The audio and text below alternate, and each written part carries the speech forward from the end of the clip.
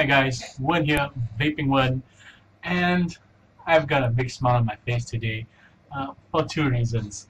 Um, the first reason is that I've managed to get a hold of a new webcam. That's the second time I've changed webcam this week, and as you see from my previous video, the old webcam was lacking a key feature which I didn't think of looking up when I bought it, and that is the autofocus feature. Now, without the autofocus feature, simply put, I can't do close-up shots, I can't do rebuilds, I can't do proper reviews. So thank you to a dear friend, Lucas. He has loaned me this awesome webcam. And because of that, that brings me to my second reason for being happy. And you know, now that I have a new webcam, I can do close-ups. I can finally get around to reviewing this little thing here. And this is the Dudenberg Genesis Atomizer. With this webcam, I can now do things like this. Well, hopefully I can. Let's see. Focus, damn it. Didn't work out as planned, but let me try this now. Aha! Focus. Awesome. You know, it's small things like this that you don't really look out for when buying stuff. Well, maybe you do, but I really overlooked that. Anyway, back to today's main topic, the Dudenberg Genesis Atomizer. I actually received this about a month ago from a friend who lent this to me for review. And I have to say that I didn't expect much just from the looks of it. As you can see here, it's quite a plain looking atomizer. Not much design going on the body. Honestly, besides the Dudenberg word and the cute brass knuckle looking logo on the top, there is nothing much else on the Dudenberg in terms of styling. Personally, I didn't know much about the Dudenberg until my friend introduced it to me, and because of that, I did not have any preconceived expectations of it. Suffice to say, I've been having a good time with it for the past 3 weeks, 1 month, and it's turned out to be a rather power-packed little Genesis Atomizer. Let me just take a quick vape.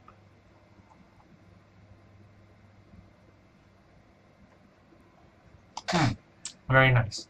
Now, since offhand I can't tell you much about the Dudenberg, I actually did some Googling, and I found a website which actually sells the Dudenberg, or used to sell the Dudenberg, and that is www.modandworld.com.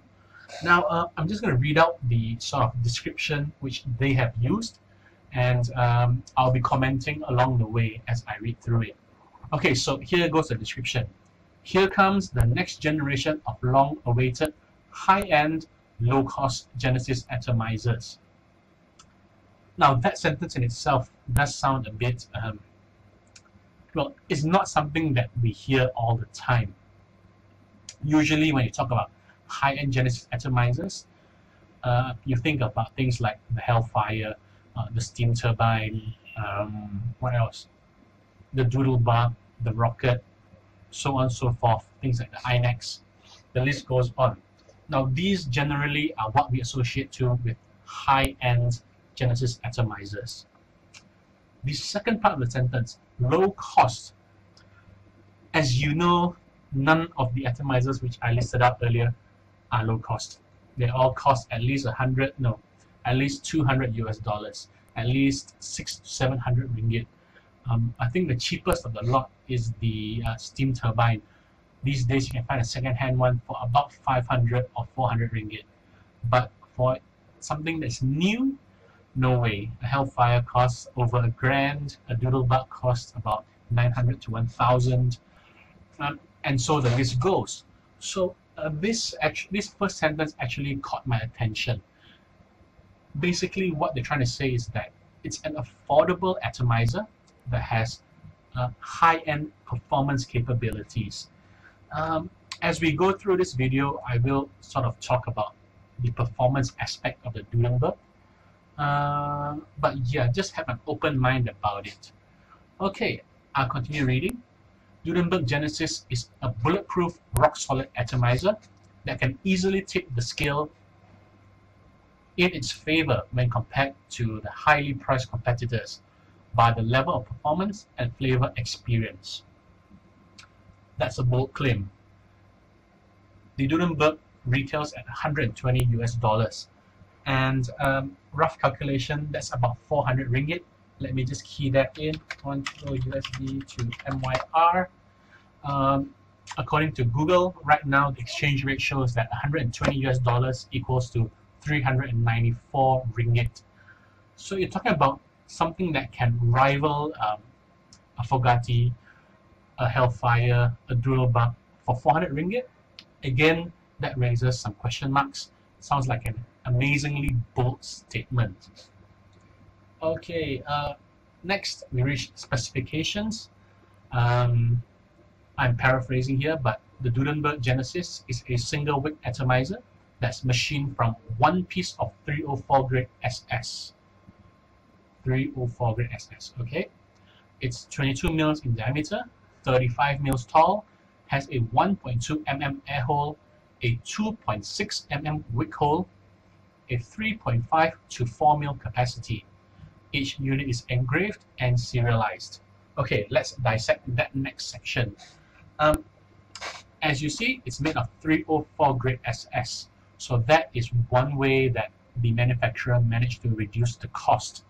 Comparing that to a relatively higher end atomizer, something like the Versa, something which I recently received. The Versa Hybrid is made from 316 grade stainless steel. And a simple matter of grading also affects the cost. If not the cost of the material, the cost of the machining. 304 SS is softer than 316 SS, so machining 304 SS is much easier than machining 316 SS. Okay, it's 22 mils in diameter, that's great. 35 mils tall, and that makes it a very compact Genesis atomizer. I'm just going to be doing some side-by-sides now. Side-by-side with a SS Kraken. Okay, there is about maybe 1 cm of difference there. Putting it next to a steam turbine. The steam turbine is also longer or taller than the Dudenberg. What else? Let's give you the comparison with a Pulse G. The Pulse G is quite a small atomizer, but side by side, it is still taller than the Dudenberg. Now, given this short height of the atomizer itself, the following sentence doesn't really make much sense. It has a 3.5 to 4 mil tank capacity. For larger tanks like the Kraken, even the steam turbine, these have smaller capacities than the Dudenberg.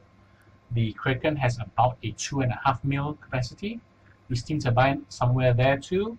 The only other tank that has such a big capacity, well, I mean, the capacity of this tank is even larger than the capacity of the Versa, and the Versa holds 3 mils very comfortably. If this can hold 4 mils, that is almost at a K-Fun level.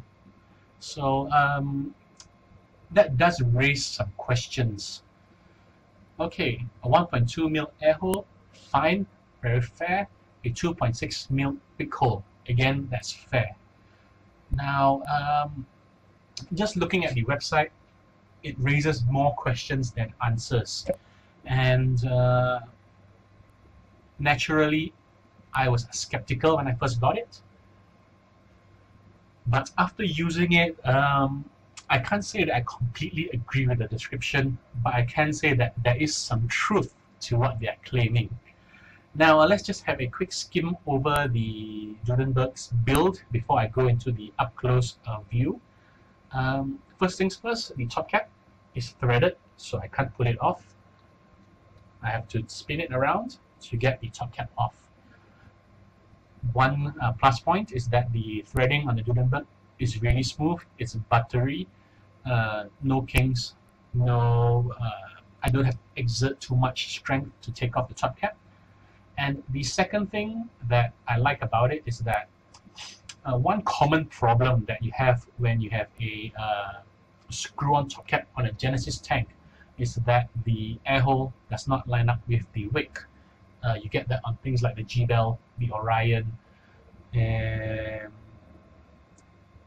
so on and so forth. So one way to remedy that is by adding an O-ring at the lip here. I'm glad to say that I don't have to add any O-rings here because it lines up very, very well. So another plus point for the Dudenberg. Now I come to my first concern, and that has to do with the chamber size. I can just show it to you here. Let me try and get that to focus. Now as you see, the chamber is very, very large. It's not reduced. There's no cutout. There's no tapering inside the chamber cap, inside the cap's chamber. And that sort of worries me in a sense that most of the Genesis atomizers that we're using recently all have a reduced chamber that sort of compresses the vapor as it comes off the wick. Things like the Dudenberg has a tiny chamber just around the wick. Things like the G-Bell has a sharp tapered top. Things like even like the Versa, the top cap section inside is quite tight. Comparing that to something like the Kraken. Okay, the Kraken's top cap isn't that small either, but you must remember that the Kraken is built for dual coils, so you have double the amount of vapor coming out, and that will effectively use the space there. Now, the Dudenberg is a single coil atomizer, so no matter what you do, you're only going to have one coil there. The wick hole isn't that big either. 2.6 mm is a decent size, but again, comparing that to something like the Versa, which has a 3 mm wick hole, you realize that it might not produce enough vapor to sort of fill up that chamber to deliver the what do they call it? To deliver the level of performance and flavor experience of a high-end Genesis tank. Okay, so on paper, that's what it is. On paper, those are my concerns, but it wasn't until I actually got my hands on it, started building it, started vaping on it, that I realized somehow these issues didn't really matter. I'm quite surprised, and through my trial and error, I have sort of found out why certain things are as such.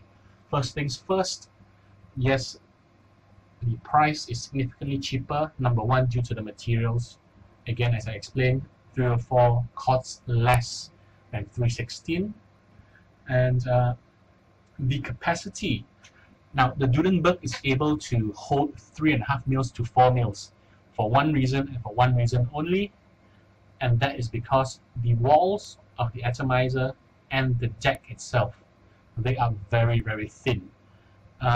Since they are using 304, it's easier to mill the metal to be thinner. If they were using 316, it would be very difficult to mill such a hard metal at that thin of a measurement, I guess. So yeah, and because of the thin deck, the thin walls, you not only get a large juice capacity, but you also get very good wicking. Very, very good wicking. And that's because the deck is thin, so the juice doesn't have that far to travel between your tank and your coil. Okay, those are my initial observations. I'm going to move the camera down to give you a up-close look at the Dudenberg and try and rebuild it on camera for you. Crossing my fingers now that everything goes according to plan. One quick bit before I move the camera down.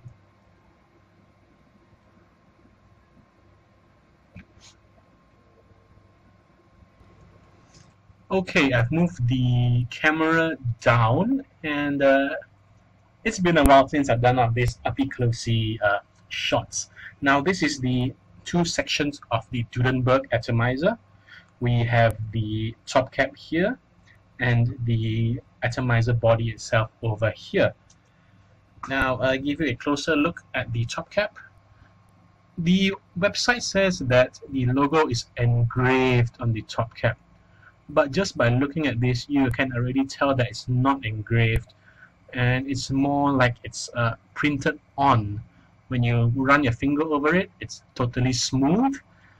So I don't believe that this is engraved. It could be laser etched, or it could just be printed on, but it's definitely not engraved. Because of that, I would not recommend that you polish this with any polishing cloths or abrasive polish lotions, things like Autosol or Vitasol, because you could risk just wiping the whole logo off. Alright, again, the inside of the top cap is really huge and airy, no reduction in any sort of manner or form. And let's see, the air hole here, 1.2 mil air hole. Okay, that's the top cap. Now we look at the deck. The deck is pretty simple and straightforward.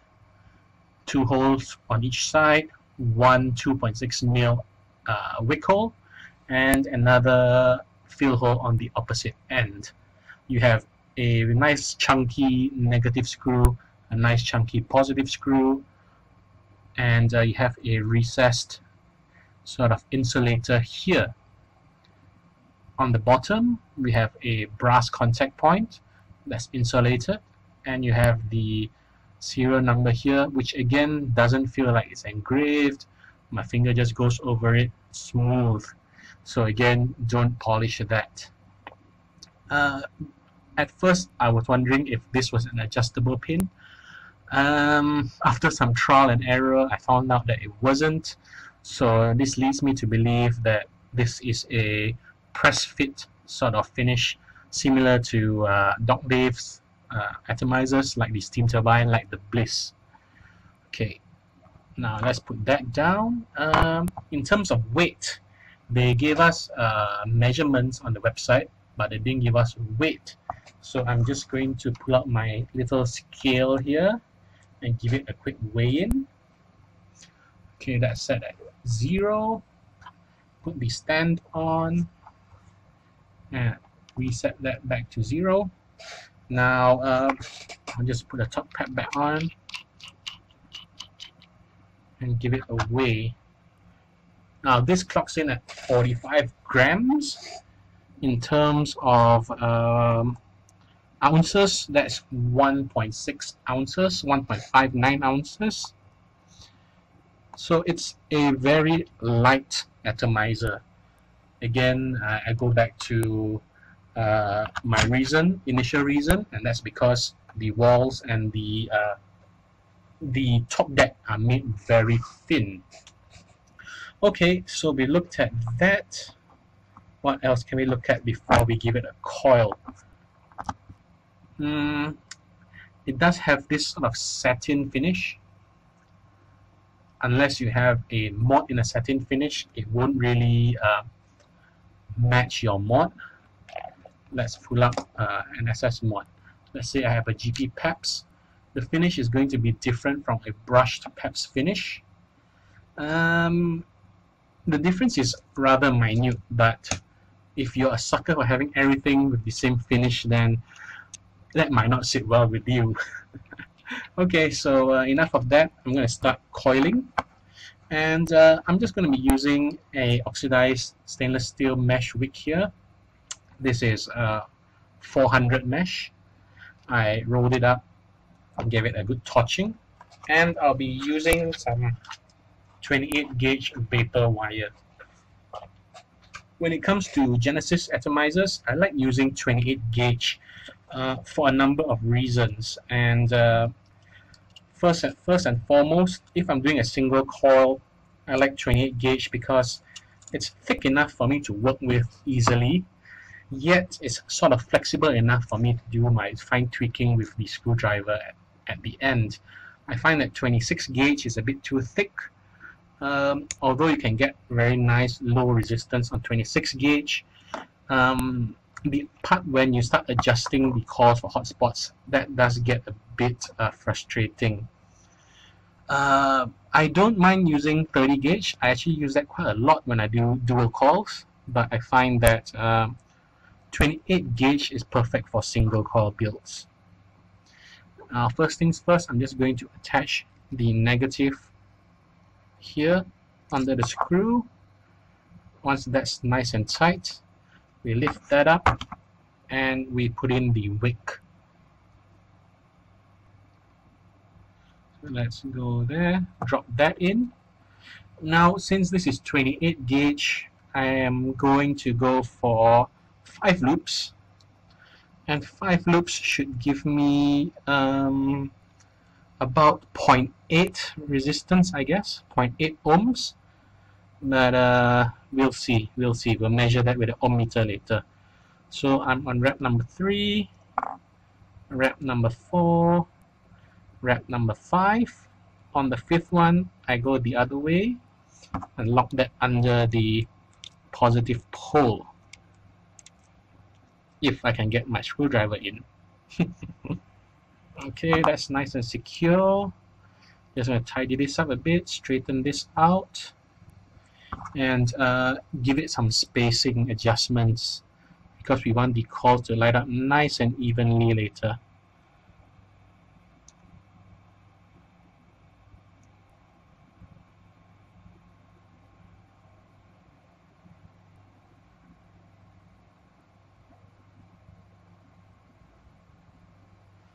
Alright, we'll just adjust as we pulse. Okay, I'm going to take this off the ATI stand and attach this to, let's see, where is my 510?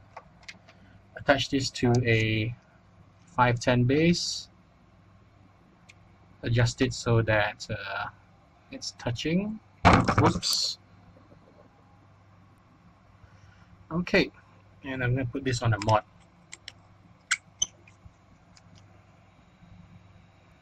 Now give it a quick pulse.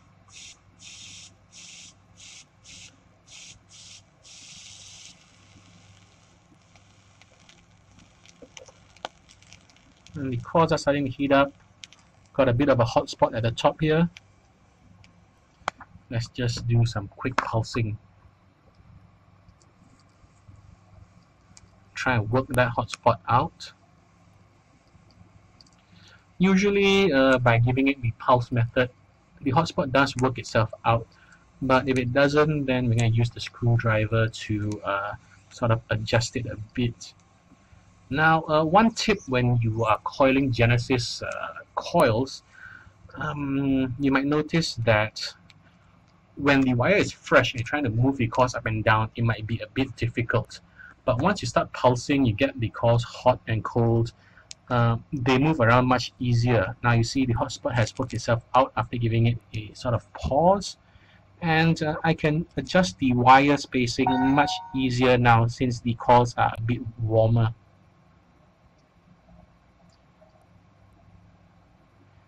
Okay, and we start pulsing again.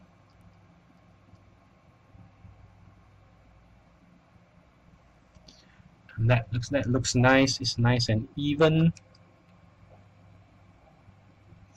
The coils are spaced out nice and evenly too.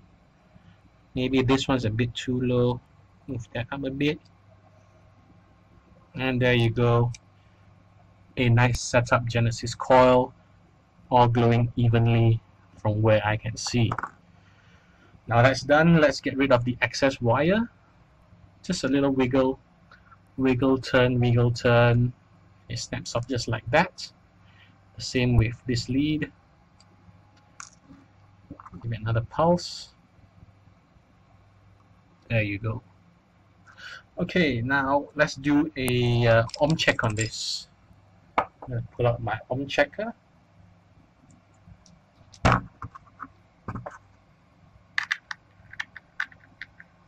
Now earlier I said that 5 reps of 28 gauge should add up to about 0.8 ohm. Let's see if I've got my numbers correct.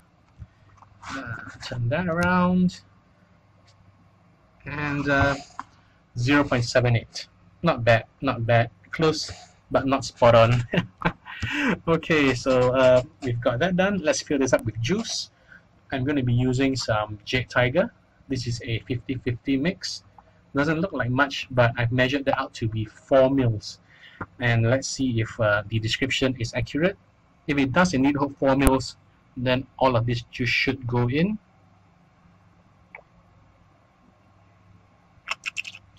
Yep, right to the last splatter, then it starts to come out from the top.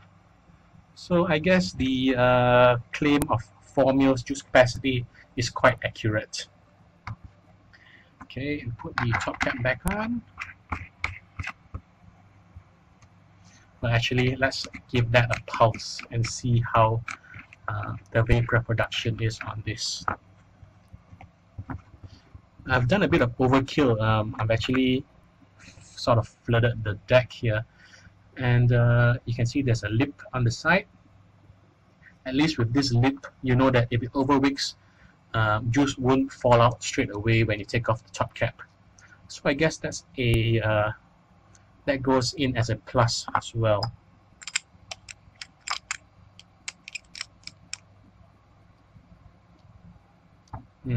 It's a bit loose.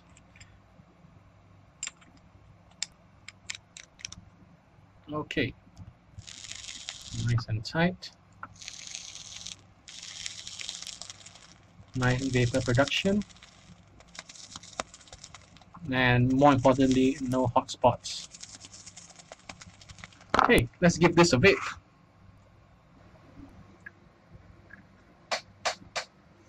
Okay guys, we are back here now in this top camera angle, and I hope you have managed to see how the Dudenberg Atomizer looks up close, and also how easy it is to sort of rebuild the atomizer as well. During the process of the rebuild, I have noticed a couple of things which I would like to bring up. These are a bit of negative points, and I would like to share them with you. But first, let me take another vape of this and show you sort of the vapor production per se.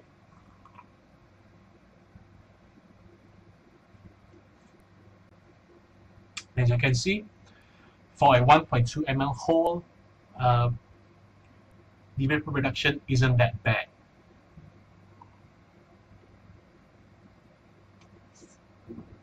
I personally am not a cloud chaser per se, so this type of smoke production or vapor production is perfectly fine with me.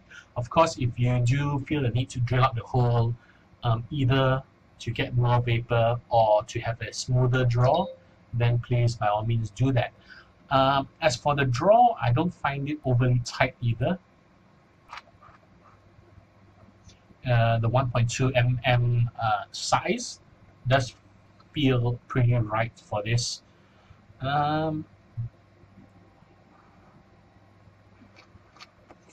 Excuse me, I got some overwicking going on here.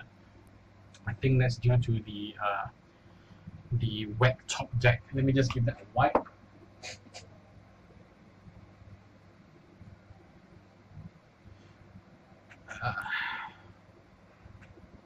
Now that should be better. Give us another quick vape.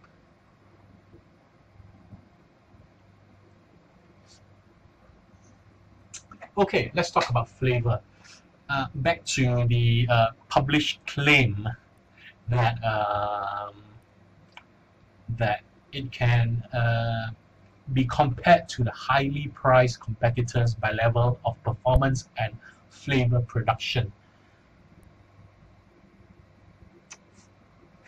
Now, I can't speak for atomizers like the Hellfire or the Rocket, but I have used a Dudenberg before with this same e-liquid, and I can say that the flavor is quite close to what you get on a Dudenberg. It's not spot on, but it's not that far away either. As for how it tastes on a steam turbine, I don't think that's a accurate comparison, because a steam turbine performs best as a dual coil atomizer, in my opinion. So let's compare single coil. Single coil, it's not fair to compare it against a Dudenberg either, because of the size of the chamber. But the Dudenberg definitely does hold its own.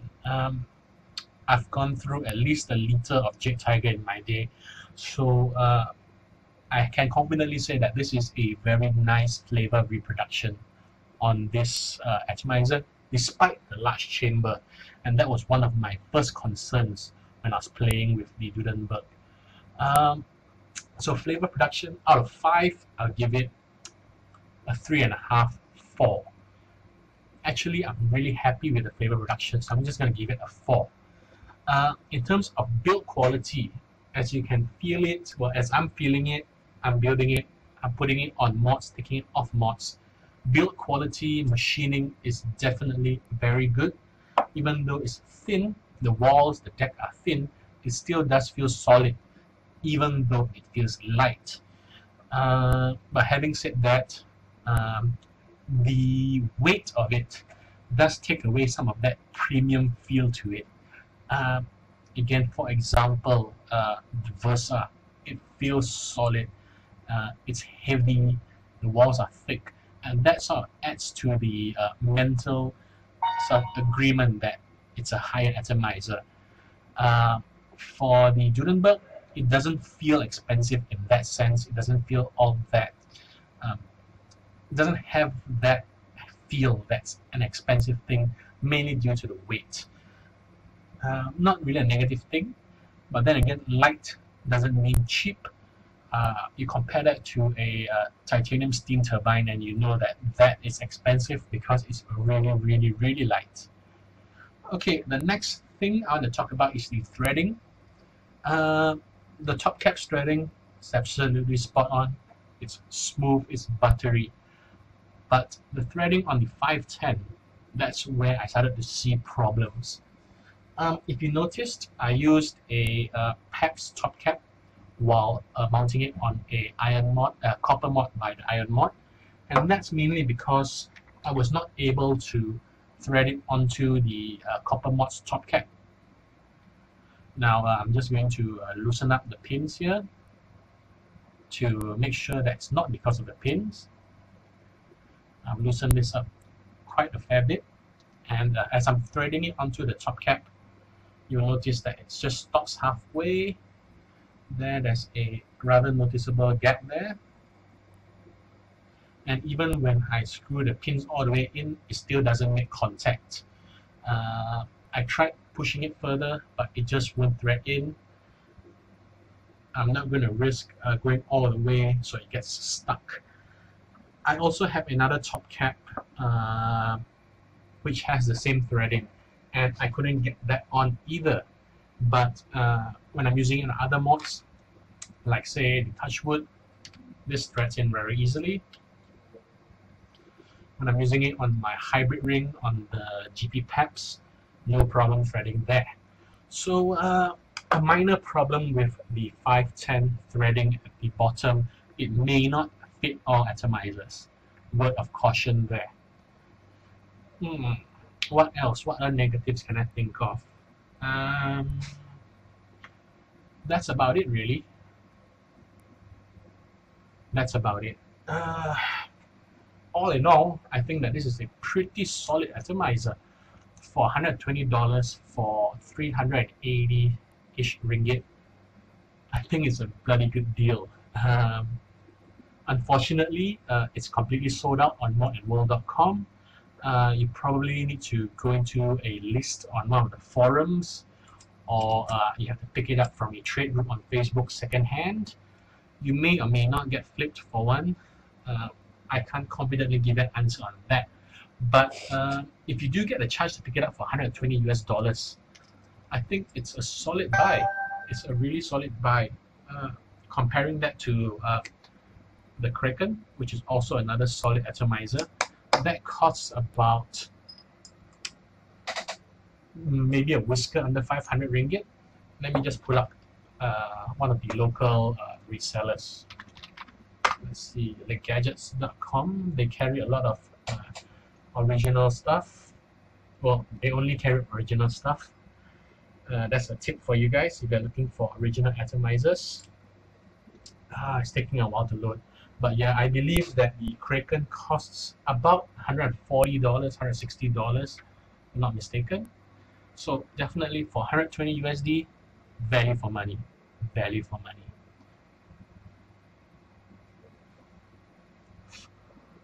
Okay, so flavor production, vapor production, build quality, all spot on. It's just the threading which I have a problem with, and also the finish. I don't really agree with that. One last thing, because this is built from a solid piece of 304 SS, you don't get an option to sort of change this to a Pyrex tank. So there's no way for you to see your juice level. It would be nice if you had an option to change tanks, but again, that would take away from the concept of it being milled from a single piece. Oh, my phone's going off the hook. I guess that's a signal to say goodbye and end this review here. I hope you got a better idea of what the Dudenberg looks like, how it performs, and my thoughts on the atomizer. Whew, that was a long review, wasn't it? Okay, well, it's Thursday night. Friday is coming in a couple of hours. The weekend's coming after that. So if you're in Malaysia, Vape Fest 2014 is happening in Sri Kembangan Equine Walk. Is that the place? Equine Walk? Just go online, type in Vape Fest 2014, and I'm sure you'll get some information there. If you are not in Malaysia, well, maybe you have some Vape Fest over there too, right? Another minor update, I've just revamped the Vaping blog. It's no longer hosted on WordPress, so you can access it directly from vaping.com. There's a link to the store, there's a link to all my other social media pages, my Facebook page, Instagram, and YouTube page. So please do drop by, give it a visit. I will be updating more written reviews there as well as news snippets. So I hope that you can give me some support on that too. Alright guys, let's end this review with a final vape. Have a good weekend guys, and vape on brothers.